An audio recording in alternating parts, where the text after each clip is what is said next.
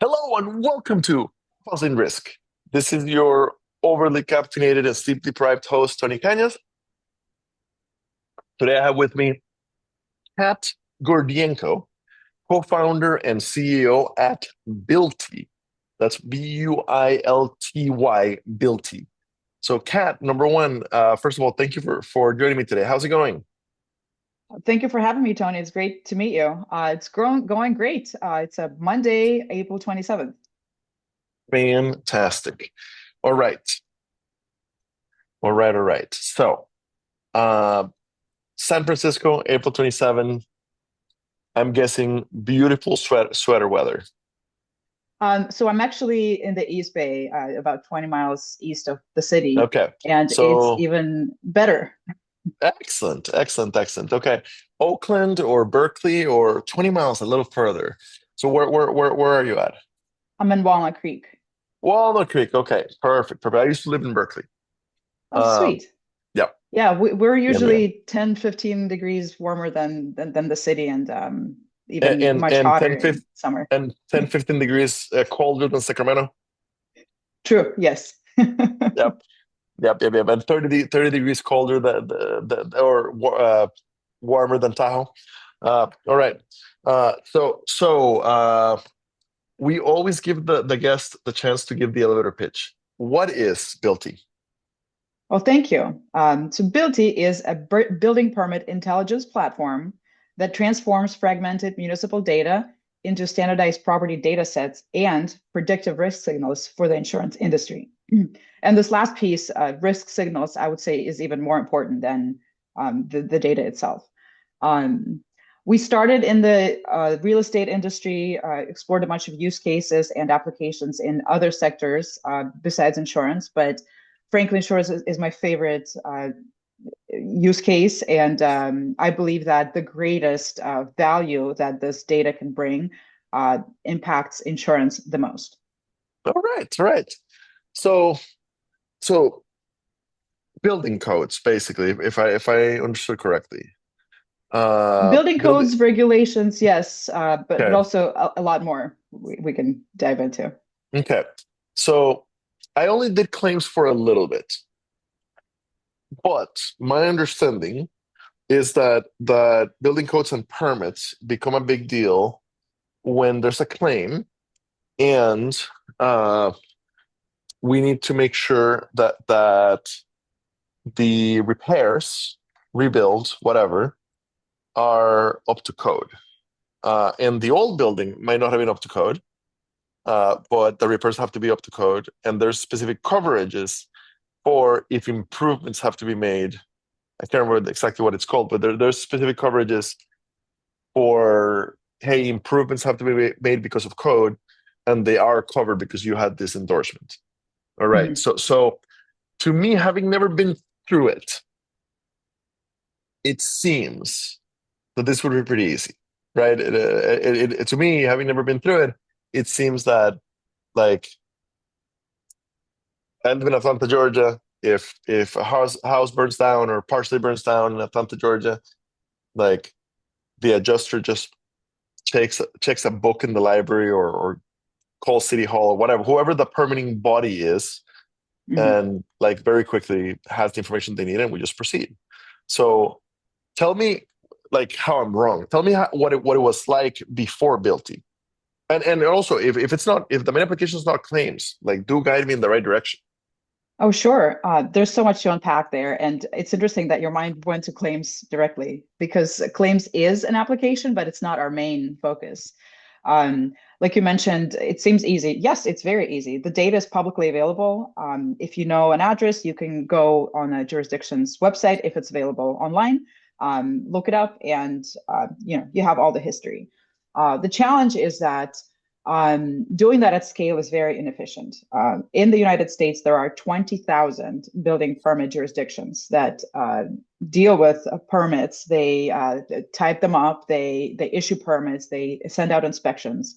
And as you can imagine, there are 20,000 different ways to describe the same exact project. Because there are no standardized forms or methods that are enforced at the county or even lower jurisdiction level, or state or federal.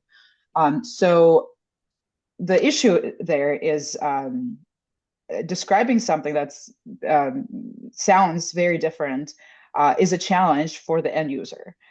For example, the jurisdictions can introduce abbreviations that are not widely known or available. Or, for example, SF, right? I'm in San Francisco, it can mean the city of San Francisco, or it can mean single family, or it could be square feet. You really don't know, and have to dive into the context itself.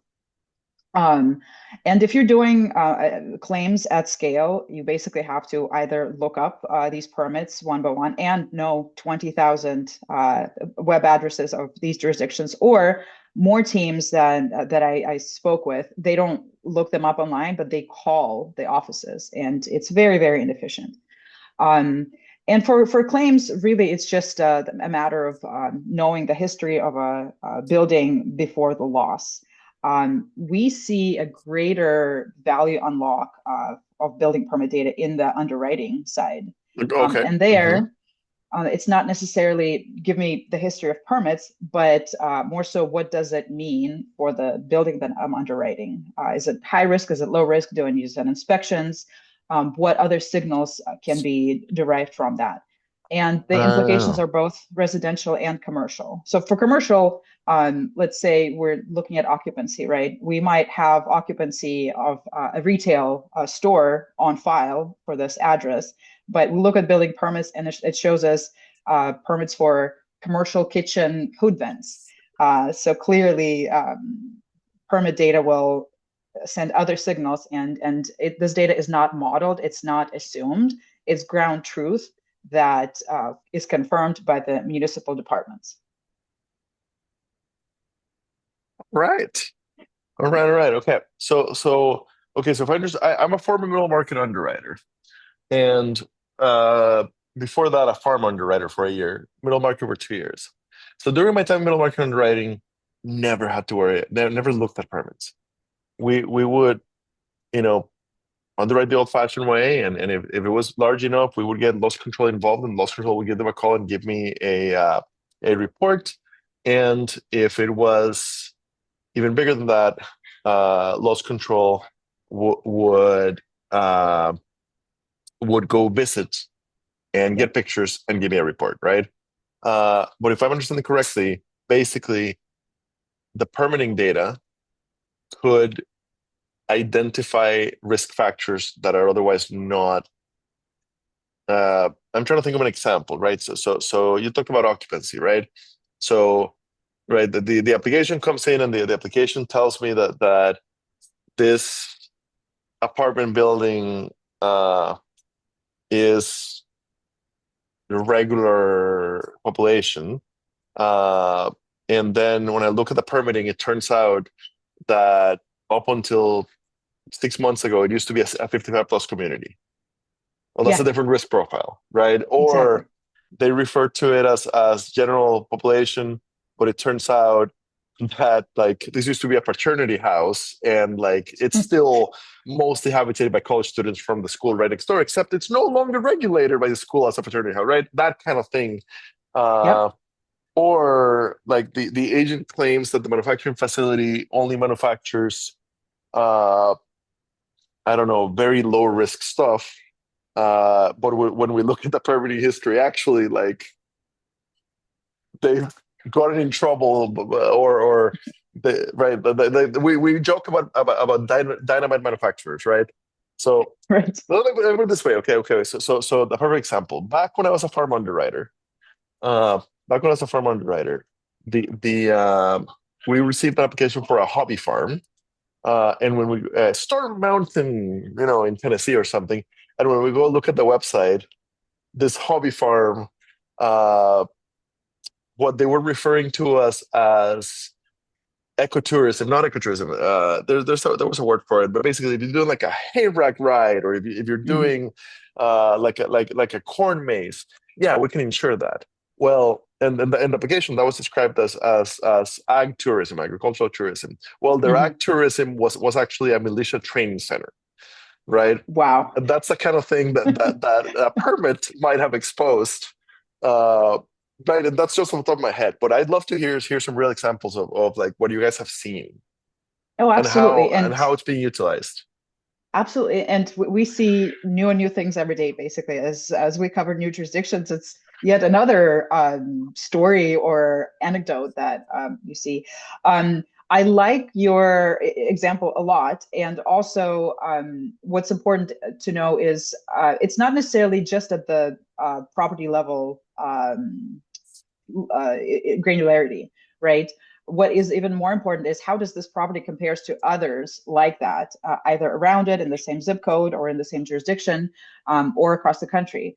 And the importance is building codes are so localized to cities that, uh, for example, in Atlanta, there's no building permit required if a project is less than $10,000 in value. So Okay. guess what? Of course, most of the projects are $9,099 in value, and Uh-huh. they get away with it.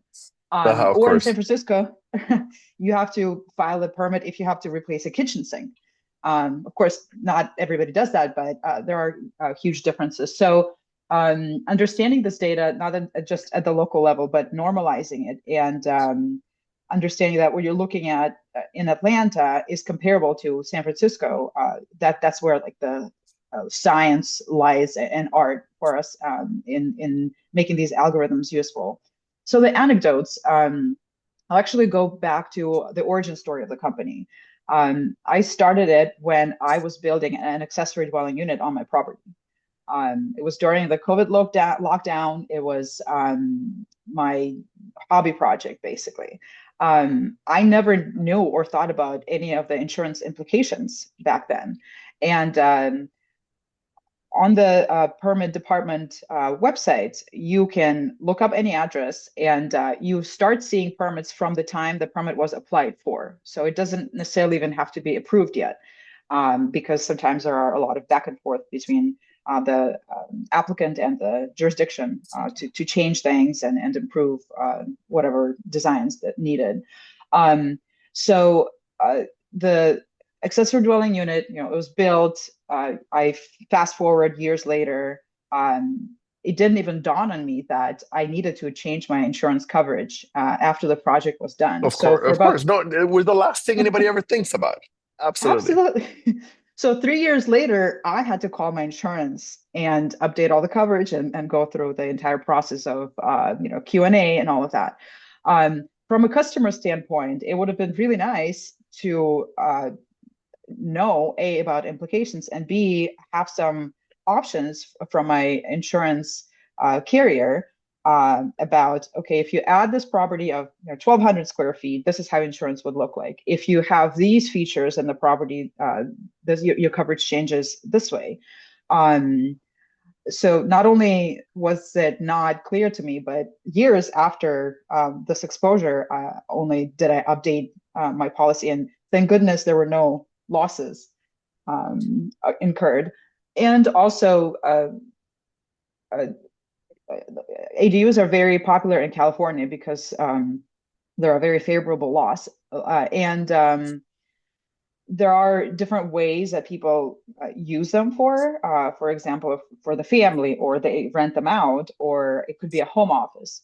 So based on that, like if I have a home office, it's an upselling opportunity for the insurance carrier. Hey, do you need a business insurance, right? Or if I rent it out to tenants, do they need rental coverage and so forth? So there are so many cases like that where a homeowner or even a small business owner upgrades something, doesn't think about insurance, and even during renewal, these upgrades and changes don't get caught. And that's what we want building permit data to basically help with. Perfect. Perfect. All right. When did you discover that? Okay, so let me go back to your LinkedIn. Okay, so you've been building Builty for a good almost 6 years, five and a half. So at what Yep. point in those 6 years did it become clear? Holy crap! Insurance is a great use case for this. Honestly, from the very beginning, there were so many use cases and so much potential for this data that we were getting lost, and we were kind of trying to boil the ocean. Of course. Our first our first customers were actually municipal departments themselves, the ones that enter this permit data, they manage this data. So you would Uh-huh. think that they would know everything about their data, but turns out that it's so free form and cryptic that Just typing even it they in, they're typing it in a typewriter, putting it in the in one of those like lawyer old style archives. boxes. And then so somebody calls in with a question, and they're like, it's gonna take 31 days, 31 business days to find the information. Thank you. That's exactly how it was, and that's exactly what we're trying to change. Um, so these building permit departments didn't even know how many new housing units they added within a year, and they were our first customers, believe it or not. Well, yeah, that also makes sense because each permit is manually done, right? Carbon copy goes in the archive, and then in order to know how many they did, when the mayor asks, they have to go and count them, right? The unpaid intern has to go in and count them, and then somebody has to verify that count. Exactly. And if there was a flag, right, new building, for example, and added to every permit that was dealing with new housing unit, it would be so much easier to get. And it's getting easier at the municipal level, but when you start aggregating across California, there's 500 jurisdictions. If you start aggregating at that level, it Hmm. becomes trickier. So we explored that use case, and it's also very still very useful. I still want to go that route. But we also started unlocking other use cases within like contractor analytics and lead generation, real estate and valuations. In addition to me not having insurance coverage, I went on to one of the um, real estate platforms online and looked at my home valuation, and it was completely inaccurate because they didn't account for the addition of um, new structure. So home valuations was a big use case. But when we looked at insurance, we just realized that it's light years ahead in terms of actuarial sciences and Okay, its okay, okay, okay. ability to ingest new data and implement it in all kinds of modeling and risk analytics. All right. All right, all right, all right. Yeah, when you go, like, when you look at insurance, and it's ahead, and I was like, we're never ahead. But actuarial, yes, because that right, that's the heart of what we do, right? And I Not would me, say, but as an yeah, industry. I would say in comparison with, let's say, construction industry, Oh, well, yeah, yes, yeah, yeah. yes, there are, I guess, old and slowly moving institutional rules and regulations in the insurance, but in comparison, it's so much uh, more prime for It is. um, It is rare that all we the, we get yeah. compared positively to another industry. So it's good to know that construction truly runs on abacus and stone tablets, and which we joke about in our world. We've invested Yeah. heavily in technology in the last 10 years. Heavily, heavily, heavily. Okay. Cool. Cool, cool, cool. Right. Um, what is the integration like? Right. Let's say a head of underwriting or a head of claims or a COO listens to this episode and is like, that sounds amazing. We want to do a POC or whatever. What is the integration like? Does it need to plug into my Guidewire or Docker implementation or into my yeah? What is the implementation like with an insurance company? Sure. Our main shiny offering is not even necessarily the data, the structured data itself, but the scores that we build on top of it. Because, like I mentioned, there are so many ways to describe something, and there are a lot of gaps. Like a lot of properties might not pull permits in X number of years, and that's actually a signal in and of itself. So taking building permit data, we build predictive risk scores. We have about a dozen today, and they deal with structural changes. They deal with like property main system updates, Hmm. occupancy, like I mentioned, and even rebuild scores or rebuild cost proxies. So you take a score and you can just plug it into a model. It could be either via an API or it could be via batch data, depending on the level of modeling that a customer wants to do. We are partnered with some forward-thinking tier one carriers today, proving the value of these scores and their predictive power, specifically using claims and loss data. Integrations with Guidewire and whatnot is also great. It's something that we are exploring actively, but one doesn't need that in order to use these scores. They're kind of out of the box and ready to be tested. Perfect. Perfect. Perfect. What is the pricing philosophy? I've learned not to ask about the price because I aim for the episodes to be timeless, not timely, and pricing changes. But what is the pricing philosophy?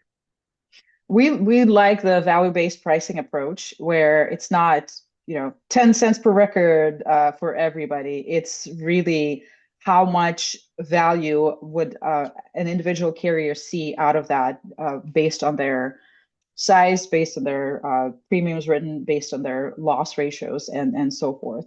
And of course, it depends on whether we're speaking with the underwriting department or claims department, because pricing structures would be different. I don't see a lot of implications for like super advanced modeled scores for claims. You can just look at the permit data and make insights and derivations. But for underwriting, I think it's a bit of a different story. So I hate to say it depends, but it really does. All right. All right. Fantastic. All right. So I'm always a fan of kind of looking at the website. So unlocking building permits insights from any address, one platform, all jurisdictions, permit intelligence at your fingerprints, at your fingertips. And you did mention that there's a score. So that score, is it a risk score? Like how do you guys think about it? So is it as simple as I put in the address, you give me a score from 1 to 100, and like, you know, then it's up to my appetite. But basically, like 75 or 80 means like there's some serious risk here, and 10 is hey, the permit's looking incredibly clean from the perspective of the insurance company. You're exactly right. I'm surprised you actually guessed that it's at a scale of 100 because it is. Humans are predictable. And our scores are actually inverse from what you said. For Oh, okay. example, active maintenance. I did like I did yes, I did wonder which way it was. So okay, go ahead. Yeah, so for example, active maintenance, right? If a building has 100, which probably none of them will do, but 90 is a pretty good number. That means that building has been actively maintained, that the roof is new within a certain time frame, that major systems have been updated, that if it's a commercial building, inspections have been passed, fire sprinklers are functioning, and so forth. And if it's on the lower end, that means the building is old and outdated. Or it's also a signal for unpermitted work. If no permits were filed, but the building has been functioning. So it's a good use case for maybe sending out an inspector to take a look.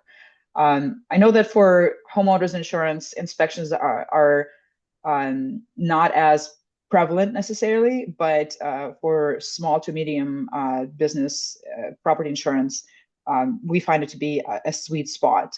And then for large commercial, in terms of permits and scores, they might be not as applicable because I think large commercial can afford a human and manual checks more so than the other two. Fantastic. All right, all right, all right. Okay. So it's a hidden, looking back at the website, hidden layer of property data that we just did. I don't know if we were aware it existed, but we definitely were not using it. Uh, Allowing deep data enrichment, and it's readily accessible via this service. Yeah.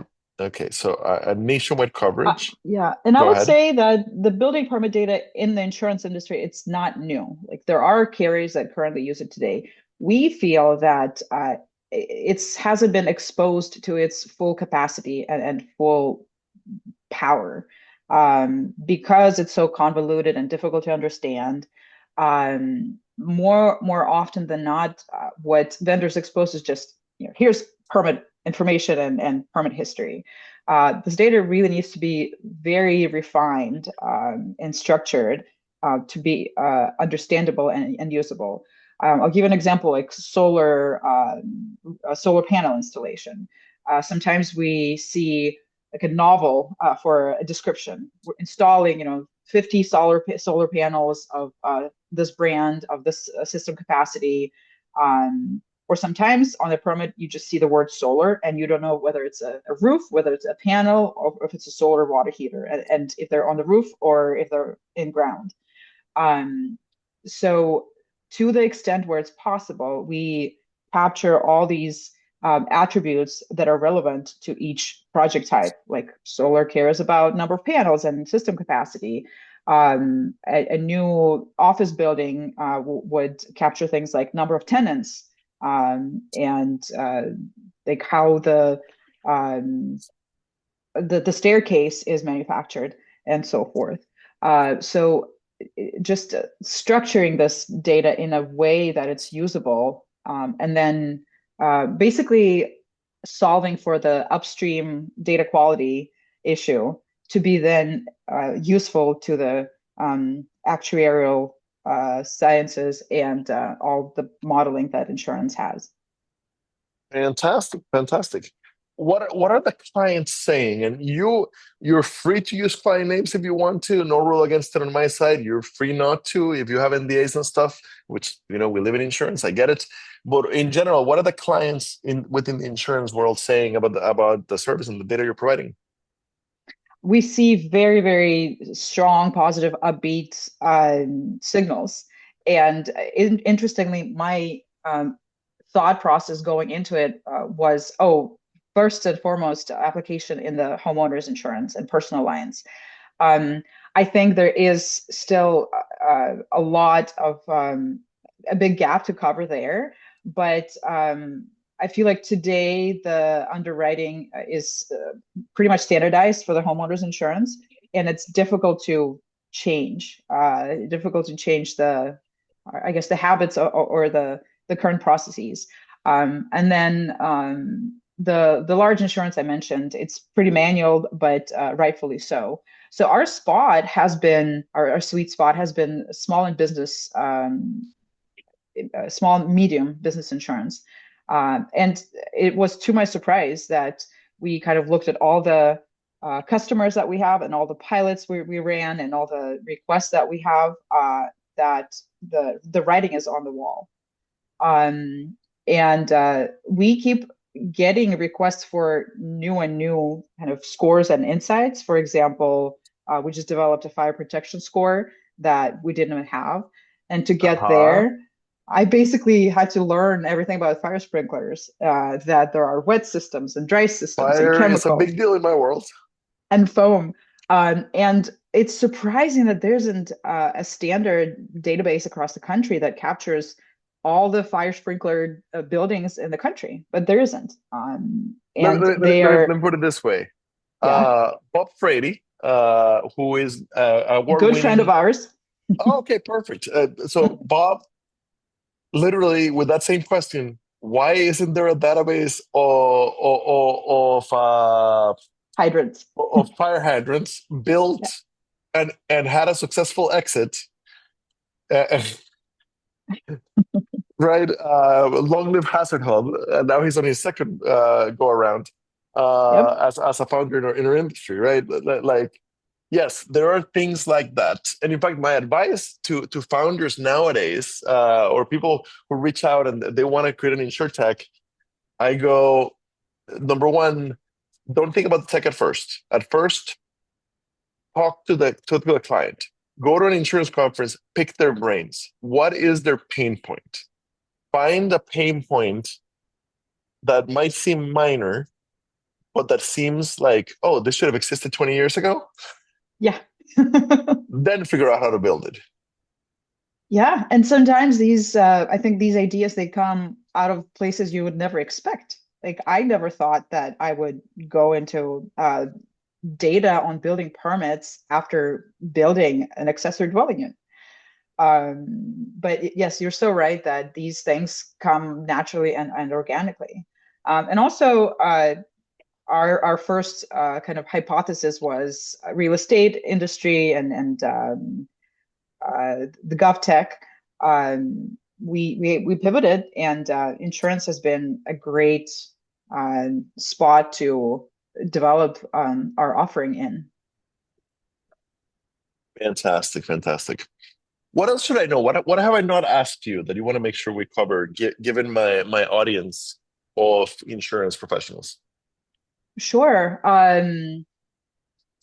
There's so many applications for this data. I mentioned, fire sprinklers, and I mentioned systems maintenance and so forth. There's a lot about catastrophe resilience. You mentioned Bob Frady, and they developed scores around uh, the like the fire zones, right, and the flood zones, and that's everything kind of about the location where the property is. But there isn't many standardized risk scores out there to determine the actual building, how it would perform, or has it implemented certain mitigation steps if it were hit with a natural hazard.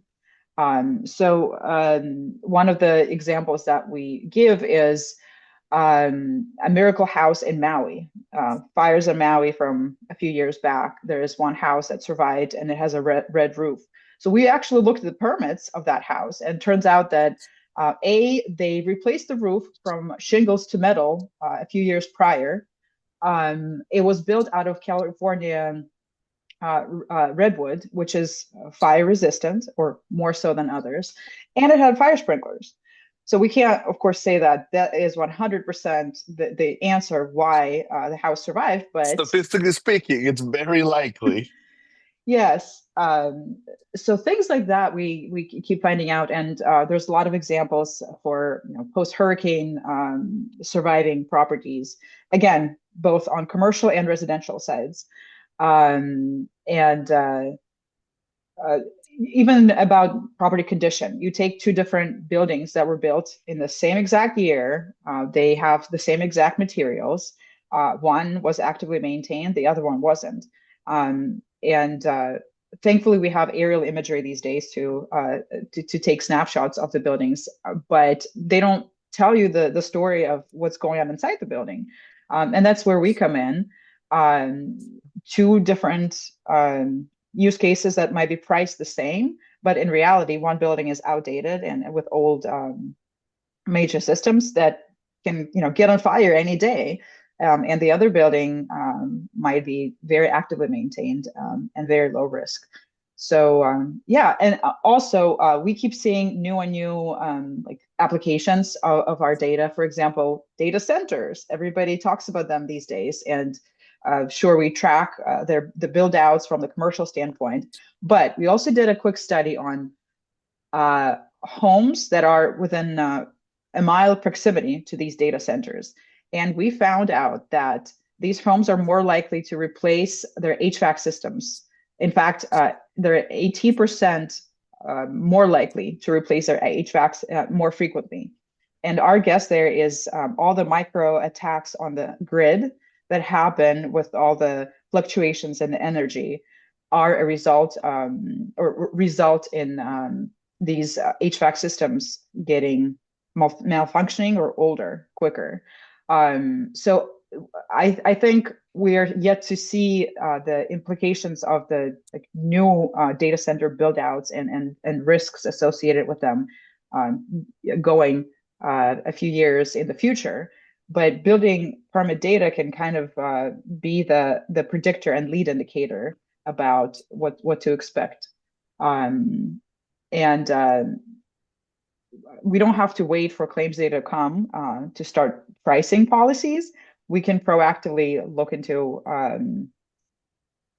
building permit replacements and upgrades, and that allows us to uh, have a good predictive power. And another use case that comes to mind, we were at a conference, and a life insurance agent wanted to talk to us, and we're like, why? We're not a life insurance company, we're property. And they told us that knowing what kind of upgrades or changes were done to the property can change a person's risk profile from the life insurance Ooh, standpoint. very interesting. Yeah. So imagine you're insuring a young family, and with a child, a young child, and you see that a building permit was pulled for a pool. So that changes their profile right away for the life insurance. That is Those are so kind of true. those are like tangential use cases. But yeah, there's just so much. And I'm so excited about this space and being building in this space today. That is fantastic. Fantastic. Kat, this has been super, super interesting. Thank you for your time today. Yeah, super, super, super, super interesting. So for the listeners, if you made it this deep into the podcast, clearly you have thought of a few ways that permit data could be used in your operation. Kat's LinkedIn is linked in the show notes. So go say hi. Tell her that you heard it on Purpose and Risk. We don't get commission, but it does help me to encourage other insurtechs to come on the podcast.